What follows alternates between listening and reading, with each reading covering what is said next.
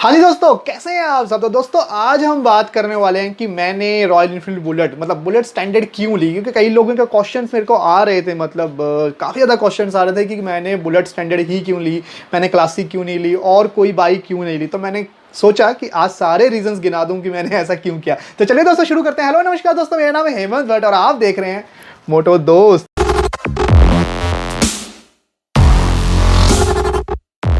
दोस्तों अगर आपने मेरा चैनल सब्सक्राइब नहीं किया तो जल्दी से सब्सक्राइब कर लीजिए, क्योंकि ऐसी वीडियोस देखने के लिए सब्सक्राइब तो करना ही पड़ेगा। तो दोस्तों सबसे पहले मैं बता दूं, यानी जो पहला रीजन है वो है हैवी क्रैंक। तो कई लोगों को तो ये पता भी नहीं होगा। तो दोस्तों मैं आपको बता दूं कि बुलेट स्टैंडर्ड में हैवी क्रैंक यूज होता है, लेकिन देखिए अब बुलेट एक्स भी आ चुकी है मार्केट में, जो किक स्टार्ट वाली कह रहा हूं मैं आपको, उसमें भी आपका हैवी क्रैंक यूज होता है। लेकिन जो बुलेट इलेक्ट्रिक स्टार्ट है, यानी बुलेट इलेक्ट्रा जिसको आप कह सकते हो, उसमें आपका हैवी क्रैंक यूज नहीं होता है। उसमें आपका क्लासिक वाला ही क्रैंक यूज होता है। तो कितना हैवी है दोस्तों, वैसे कई लोग उसको 10.5 किलो कहते हैं, मैं भी 10.5 किलो ही कहता हूँ, क्योंकि नॉर्मली 10.5 किलो बोलना आसान होता है। लेकिन इसका जो क्रैंक का जो वेट होता है वो आपको अपनी स्क्रीन में आ ही रहा होगा, यानी लगभग 10.5 किलो से कम है, यानी 10 किलो 400 ग्राम के करीब करीब है।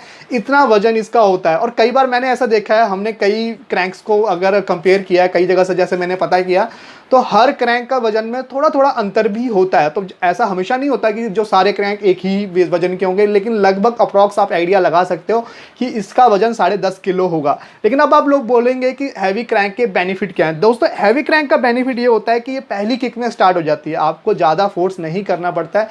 जस्ट आप एक किक मारिए, आपका पहली किक में स्टार्ट हो जाएगा। हाँ, स्टार्टिंग में ऐसा हो सकता है, क्योंकि होता क्या है कि देखिए जब आप नई बुलेट लेते हैं, मैंने आपको पहले भी बताया है कि नई बुलेट आप लेंगे तो 1000, 1500, 2000 किलोमीटर तक आपको दो किक मारनी पड़ सकती हैं।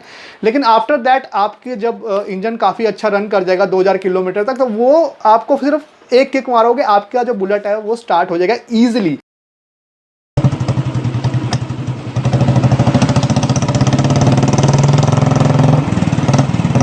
अब बात करें दूसरे बेनिफिट की, यानी हैवी क्रैंक का दूसरा बेनिफिट क्या है, तो वो है पिकअप। हाँ जी दोस्तों, नॉर्मली कम, यानी अगर आप धीरे चला रहे हैं, छोटे गियर में चला रहे हैं, तो ज़्यादा अच्छी पिकअप नहीं मिलेगी। लेकिन ज़्यादा बड़े गियर में या ज़्यादा स्पीड में आप चलाएंगे, 60-70 की स्पीड में आप लेके जाएंगे, तो आपको क्लासिक के मुकाबले ज़्यादा अच्छी पिकअप मिलेगी। तो आप कभी कंपेयर करके देख लेना। अगर आपके माइंड में डाउट है तो आप स्टैंडर्ड और क्लासिक की रेस लगा के भी देख सकते हैं। उसके अलावा बात करें हैवी साउंड। दोस्तों आप हैवी साउंड की बात करें तो देखिए स्टॉक साइलेंसर में तो लगभग एक जैसी साउंड है, ज़्यादा अंतर नहीं है, यानी क्लासिक और स्टैंडर्ड में ज़्यादा अंतर नहीं आता है। लेकिन अगर आप फ्री फ्लो साइलेंसर या फिर एक जैसा साइलेंसर लगाएंगे, उसमें इंदौरी साइलेंसर भी लगाएंगे, तो आपको ज़्यादा हैवी साउंड मिलेगी, यानी बुलेट स्टैंडर्ड में आपको ज़्यादा हैवी साउंड मिलेगी। तो दोस्तों पहला रीज़न ये था हैवी क्रैंक, जिसके 3 रीजंस में आगे गिना चुका हूँ कि हैवी क्रैंक्स के बेनिफिट क्या होते हैं। तो अगर आपको समझ नहीं आया है तो आप इंस्टाग्राम में भी मेरे से 1-to-1 पूछ सकते हैं। दोस्तों इसके अलावा बात करें कि दूसरा रीज़न क्या था बुलेट स्टैंडर्ड लेने का, तो दूसरा रीज़न था आइकॉनिक लुक। हाँ जी दोस्तों, अगर आपने उसकी पिन स्ट्राइपिंग देखी होगी, गोल्डन कलर की जो पिन स्ट्राइपिंग है वो बहुत ज़्यादा खूबसूरत लगती है। और उसके अलावा जो उसके आइकॉनिक लुक है, यानी काफ़ी टाइम से चली आ रही है बुलेट की जो आइकॉनिक लुक है, उसके 3D लोगोज वगैरह हो गए, ये बहुत ज़्यादा हद से ज़्यादा मुझे अच्छे लगते हैं। यानी जब भी मैं सोचता हूँ बुलेट के बारे में तो मेरे माइंड में बुलेट स्टैंडर्ड ही आती है। अब देखिए हर किसी की अलग अलग चॉइस होती है, किसी को मॉडर्न लुक चाहिए, लेकिन मुझे ज़्यादा क्लासिक लुक ही ज़्यादा पसंद आती है। यानी जो क्रोम ट्रीटमेंट किया हुआ है, फ्रंट पे क्रोम मिलता है, इसके इंडिकेटर में क्रोम मिलता है, तो वो चीज़ मुझे बहुत ज़्यादा पसंद आती है। कई लोगों को नहीं पसंद आती तो वो बुलेट एक्स भी ले सकते हैं। बुलेट एक्स में वैसे आपको हैवी क्रैंक मिलता है, और उसके अलावा कई लोग क्लासिक ले लेते हैं, तो कोई टेंशन वाली बात नहीं है। लेकिन देखिए अब सबकी अपनी अपनी पसंद है। मुझे बुलेट स्टैंडर्ड पसंद आती थी क्योंकि उसका एक आइकॉनिक लुक है। और उसके अलावा अगर हम बात करें तीसरे रीज़न की, तो दोस्तों तीसरा रीज़न है ड्रीम मशीन। तो दोस्तों आपको पता ही लग चुका होगा कि मैंने जब ही सोचा है रॉयल इनफील्ड के बारे में तो मैंने बुलेट के बारे में ही सोचा है। तो मेरे माइंड में जब भी लेने के बारे में आता तो पहला जो विचार आता था वो बुलेट स्टैंडर्ड के बारे में ही आता था। वैसे इससे पहले मैंने क्लासिक भी रखी है, वो सेकंड हैंड थी, उसके साथ मैंने काफ़ी छेड़छाड़ की है, तो मैं उसकी बात ज़्यादा नहीं करूँगा।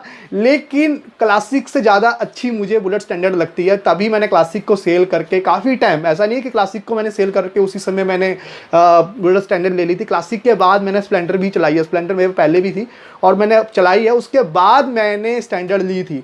तो स्टैंडर्ड मेरी शुरू से एक ड्रीम रहा है और वो ड्रीम मैंने पूरा किया अपना। दोस्तों फोर्थ रीज़न है प्राइस। लेकिन दोस्तों ये जो फोर्थ रीज़न है वो मेरे लिए नहीं है, वैसे मैं आपको इसलिए बता रहा हूँ ये रीज़न क्योंकि कई लोगों के लिए ये रीज़न हो सकता है। क्योंकि मेरे लिए ये रीज़न इसलिए नहीं था क्योंकि क्लासिक मैं पहले भी रख चुका था, मेरा बजट इतना था कि मैं क्लासिक भी अफोर्ड कर सकता था, लेकिन मैंने फिर भी स्टैंडर्ड इसलिए ली क्योंकि यार इसकी जो लुक है वो मुझे बहुत ज़्यादा पसंद आती है। लेकिन फिर भी कई लोगों के लिए इसका प्राइस बहुत ज़्यादा मैटर करता है, तो मेरे हिसाब से कई लोगों के लिए प्राइस भी इसका एक मेन रीज़न हो सकता है। अब बात करें क्यों प्राइस मैटर करता है, देखिए 350 सीसी का इंजन है, वही इंजन है जो क्लासिक में यूज़ होता है। क्लासिक आपको महंगी पड़ती है और स्टैंडर्ड आपको 1,22,000 तक में भी पड़ जाती है, यानी काफ़ी ज़्यादा सस्ती पड़ती है। बुलेट एक्स की बात कर रहा हूँ, FI वेरिएंट में जो अब आ रही है वो आपको 1,22,000 की पड़ जाती है, और अगर आप स्टैंडर्ड की बात करें जो मेरे पास है वो आपको 1,28,000 तक में पड़ जाती है। स्टेट वाइज आपका जो प्राइस है वो अलग होता है, लेकिन देखिए कहीं ना कहीं प्राइस मैटर करता है। सेम इंजन है तो कहीं ना कहीं लोग सोचते हैं कि यार बुलेट स्टैंडर्ड ही ले लेते हैं, लेकिन देखिए ऐसा नहीं है, थोड़ा बहुत डिफरेंस है, लुक में डिफरेंस है। फिर उसका जो पीछे का व्हील है वो ज़्यादा छोटा है, ज़्यादा अच्छी ग्रिप देता है क्लासिक का हमें, और जो इसका रिवील पीछे वाला है वो बहुत पतला। मैं कई वीडियोज़ में बता चुका हूँ कि इसका पिछला जो व्हील है वो मुझे बिल्कुल भी पसंद नहीं आता है, कभी ना कहीं मैं इसको जरूर चेंज करूंगा। तो दोस्तों ये थे वो 4 पॉइंट जिस वजह से मैंने बुलेट स्टैंडर्ड ही ली। अब बात करें कि मेन रीज़न मेरे हिसाब से अभी भी क्रैंक वाला ही है, क्योंकि देखिए हैवी क्रैंक के बेनिफिट हैवी साउंड भी होता है, और वहीं पे अगर हम क्लासिक की बात करें तो उसके साउंड में यानी कंपैरिजन करें तो ज़्यादा हैवी साउंड आपकी बुलेट स्टैंडर्ड देती है। 10.5 किलो का आपका इसमें क्रैंक यूज़ होता है और क्लासिक में आपका 8 किलो का क्रैंक यूज़ होता है, तो दोनों के क्रैंक में भी काफ़ी ज़्यादा अंतर है।